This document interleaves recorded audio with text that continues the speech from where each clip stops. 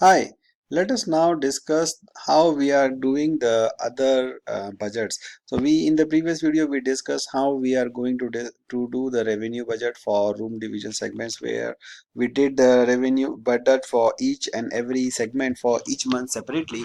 However, the way to do the revenue budget for F&B and other entities are slightly different, because in the hotels or in the hospitality, the F&B business and other operating departments largely depends on the rooms business. So what we do is, first we do the revenue budget for the rooms division, and then we record all the room nights into the separate template. Say, okay, occupy room night, this is a suggested template. This will also be uploaded in the course resources, so you can go ahead and download this.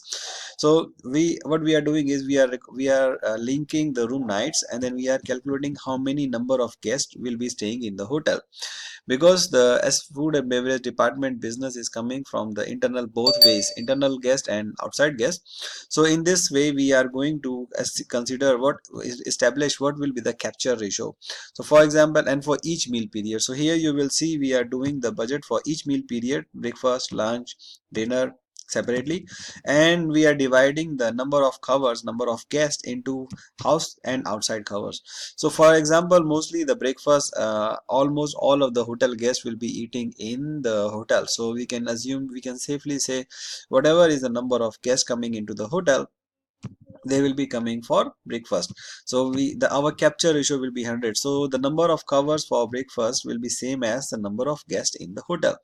But outside covers, usually the breakfast outside covers are very less. So but if your hotel has a higher trend of people's coming from outside, then you can recover it. Otherwise you need to leave it around. But for doing the budget, you need to have your past trends ready as a pre-requirement that we discussed earlier as well. So now you're going to look at what is the allocation, what is the revenue, what you are normally getting from the breakfast. It depends on the internal allocation from the rooms department, but if it's from outside, then because they will be paying a different price, so you need to average it out and see how many percent business is coming from the full rate and how many percent business is coming uh, from the allocation rate, and then you can calculate the revenue for food and beverage.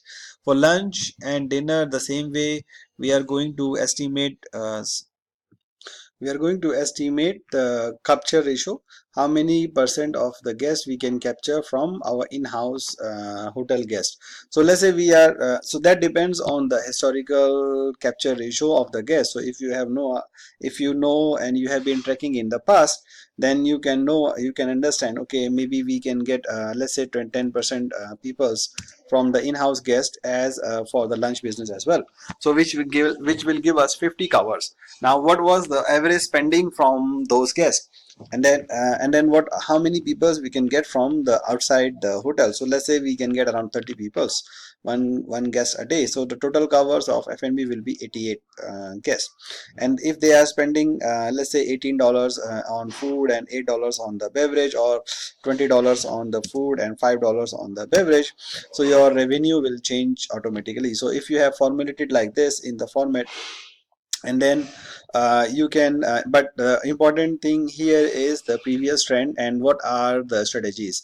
So if even if the previous trend says that we can get like 4%, 5%, 6% business, if the hotel has any kind of strategy to do to promote or to get outside more outside guests or more in-house guests, then you can adjust your budget or accordingly.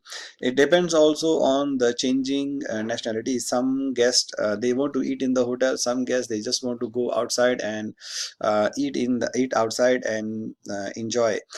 It also depends on the different segments. So if your business segment is changing, then you cannot use the same percentage. So whenever you are comparing your percentage with the previous year, that okay, last year I got 4%, this year I'm getting again 4%, what you should do is you should go back and check, is it your segmentation are the same.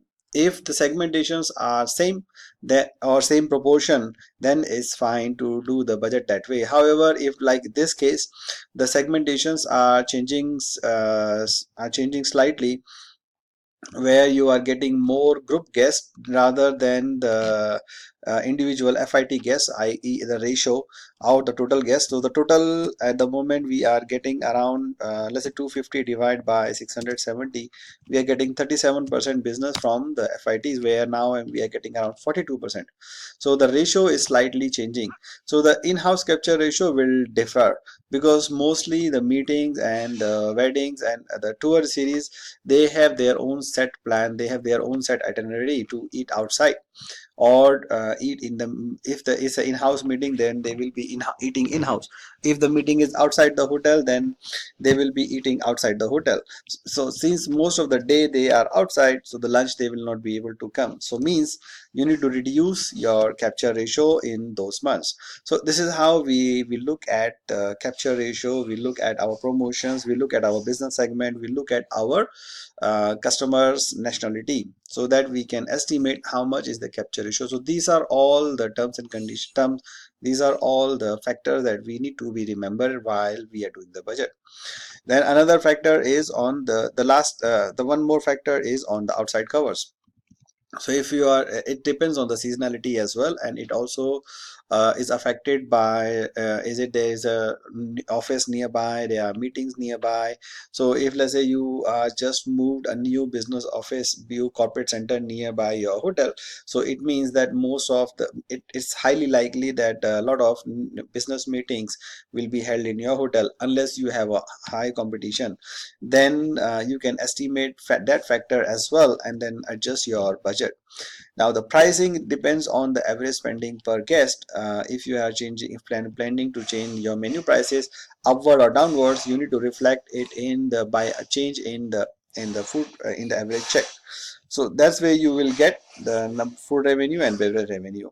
Same you can do for dinner and other people. Now the other departments like spa or other transportation, also you can do it the same way. Spa is also a capture ratio, and house in-house covers, outside covers. Spa, but you don't need to do it by meal period, because you can, there's not really affected by the meal, it's just affected by the number of days. However, you can do peak period and off peak period, because spa has normally off peak during the afternoons, while the peak is in the evenings, when the most of the guests are coming and doing the massage from the office. So normally you can do it separately, so that you can understand the performance of the spa department very clearly. Or otherwise you can do, if you don't have the data to do it that detailed, then you can do it as a day as a whole. If in F&B also you don't really have a complete data of capture ratio or in-house covers or outside covers, if you don't have the past data, you can start to do it now based on certain assumptions, and so that you can build up for the future years. However, if it's a very small proportion of your revenue, then you can combine all into one as well. You don't need to do by meal period, or you don't need to do by house covers and in-house covers. It depends on how big is the operation and how detailed you want to do the budget. Okay, thank you very much.